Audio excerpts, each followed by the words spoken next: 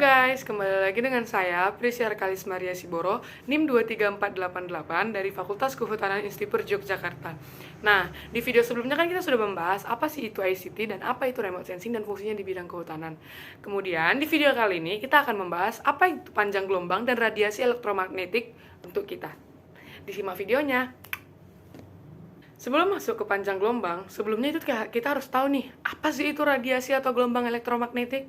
Nah, energi elektromagnetik merupakan sebuah komponen utama dari kebanyakan sistem PJ untuk lingkungan hidup. PJ itu pengenderaan jarak jauh ya, yaitu sebagai medium untuk pengiriman informasi dari target kepada sensor.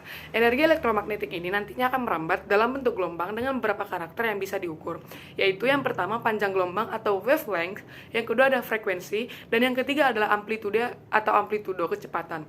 Amplitudo merupakan tinggi gelombang, sedangkan panjang gelombang adalah jarak antara dua puncak, dan frekuensi adalah jumlah gelombang yang melalui satu titik dalam satu satuan waktu. Frekuensi tergantung dari kecepatan merambatnya gelombang, karena kecepatan energi elektromagnetik ini nantinya bernilai konstan atau kecepatan cahaya. Panjang gelombang dan frekuensi akan berbanding terbalik, sehingga semakin panjang suatu gelombang, semakin rendah pula frekuensinya. Dan semakin pendek suatu gelombang, akan semakin tinggi pula frekuensinya. Energi elektromagnetik akan dipancarkan atau dilepaskan oleh semua massa di alam semesta pada level yang berbeda-beda. Semakin tinggi level energi dalam suatu sumber gelombang energi, maka akan semakin rendah pula panjang gelombang dari energi yang akan dihasilkan nantinya, dan semakin tinggi pula frekuensi. Serta perbedaan karakteristik energi gelombang akan digunakan untuk pengelompokan energi elektromagnetik. Kemudian, susunan semua bentuk gelombang elektromagnetik akan berdasarkan pada panjang gelombang dan frekuensinya yang nantinya akan disebut dengan spektrum elektromagnetik.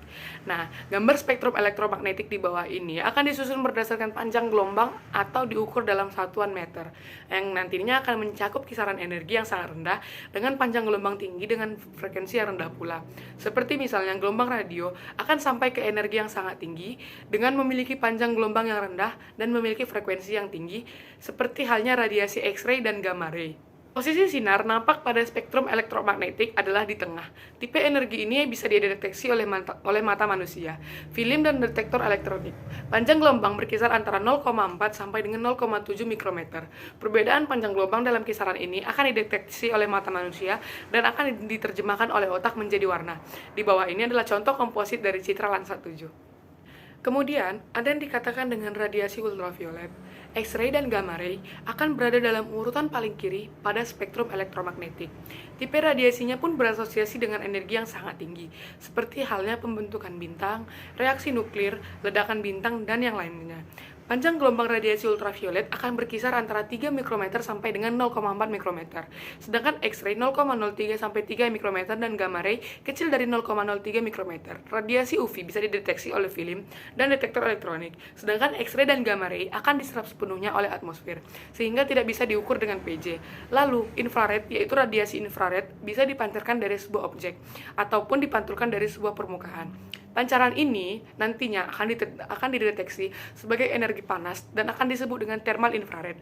Energi yang dipantulkan pun hampir sama dengan energi yang sinar tampak dan disebut dengan reflected IR atau near IR karena posisinya pada spektrum elektromagnetik yang berada di dekat sinar yang tampak. Panjang gelombang radiasi infrared akan berkisar antara 0,7 sampai 300 mikrometer dengan spesifikasi near IR atau reflected IR dengan 0,7 sampai 3 mikrometer dan thermal IR 3 sampai 15 mikrometer. Untuk aplikasi PJ-nya pun untuk lingkungan hidup akan menggunakan citra Landsat, reflected IR pada band 4, near IR band 5, 7 mid IR dan thermal IR pada band 6. Merupakan karakteristik utama untuk interpretasi citra.